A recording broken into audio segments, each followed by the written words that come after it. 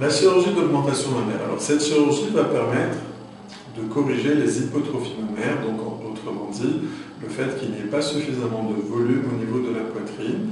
Cela va nécessiter de mettre en place une prothèse. Le plus souvent, on utilise des prothèses en gel de silicone qui vont être placées au niveau du sein, donc soit sous le sein, soit sous le muscle. Et pour cela, on peut utiliser trois types d'incisions, soit une incision au niveau des selles, soit une incision sous le mamelon, soit une incision sous le sein, au niveau du pli sous-mammaire. Quel que soit l'endroit, de toutes les façons, généralement les cicatrices sont très discrètes. Et cela va permettre donc d'obtenir une augmentation du volume mammaire, augmentation qui pourra, là aussi, qu'il faudra adapter à la corpulence de la patiente. En faisant une séance d'essai de prothèse lors de la consultation préopératoire, ce qui permettra justement d'adapter le volume le plus adéquat.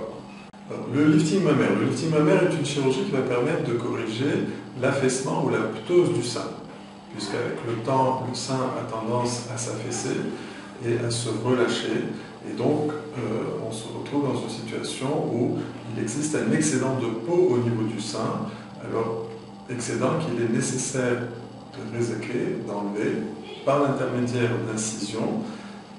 Alors le lifting du sein est une chirurgie qui va permettre d'obtenir un remodelage du sein avec un joli galbe, une jolie forme, mais au prix de cicatrices qui seront placées l'une tout autour du mamelon et l'autre au niveau donc, de la zone qui est comprise entre le mamelon et le sillon sous-mammaire.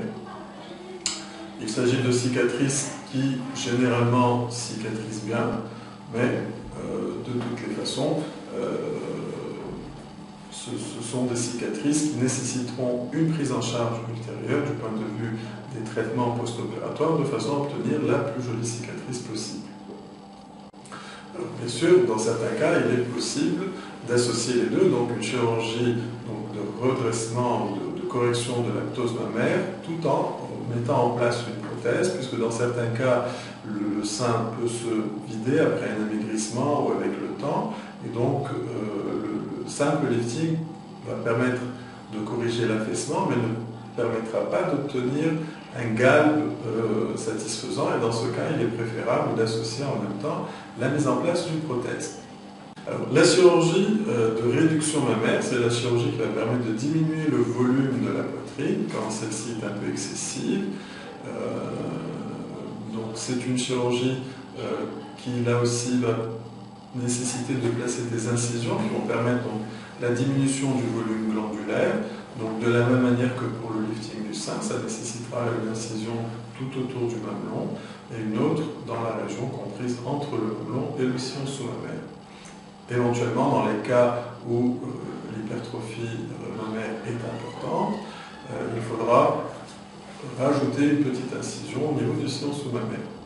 Là aussi, ce sont des cicatrices qui sont généralement qui évoluent favorablement, mais cela dit, il sera quand même nécessaire donc, de suivre un traitement adapté pour les cicatrices pendant un certain temps, pendant quelques mois après la chirurgie, de façon à obtenir les plus jolies cicatrices possibles.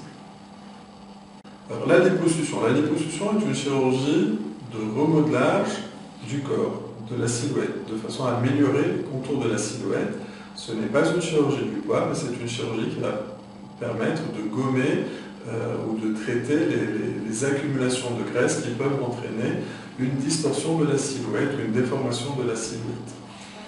Alors, cette liposuction se fait à l'aide de canules d'aspiration, qui sont introduites par le biais de petites incisions qui font moins d'1 centimètre de long et qui sont placées tout autour des zones à travailler. Alors, cette liposuction va permettre de diminuer l'épaisseur de graisse sous la peau et donc, par là même, de corriger les endroits où il y a un excès de volume dû à une accumulation de graisse.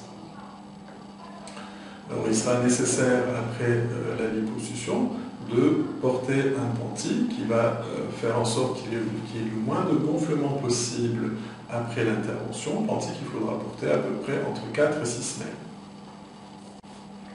Alors, l'abdominoplastie. L'abdominoplastie est une chirurgie qui va permettre de remettre en tension le ventre, puisque dans certains...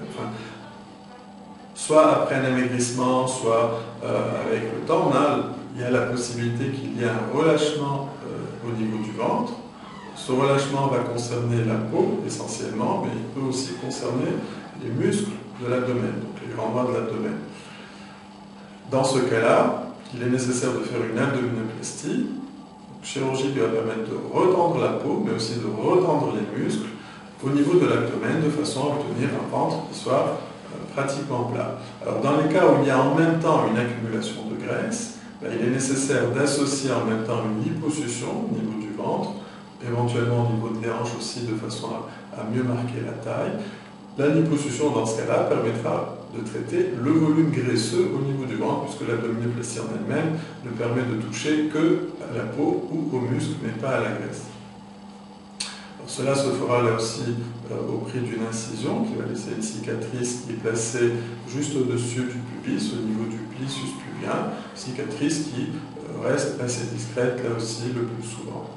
Alors, le lifting de la cuisse, c'est une chirurgie qui va permettre de remettre en tension la face interne de la cuisse, et cela en enlevant l'excédent de peau de façon à retendre la peau au niveau de la face interne de la cuisse, et ça nécessitera de faire une incision dans le pli de l'aine, donc dans une zone qui est là aussi relativement discrète.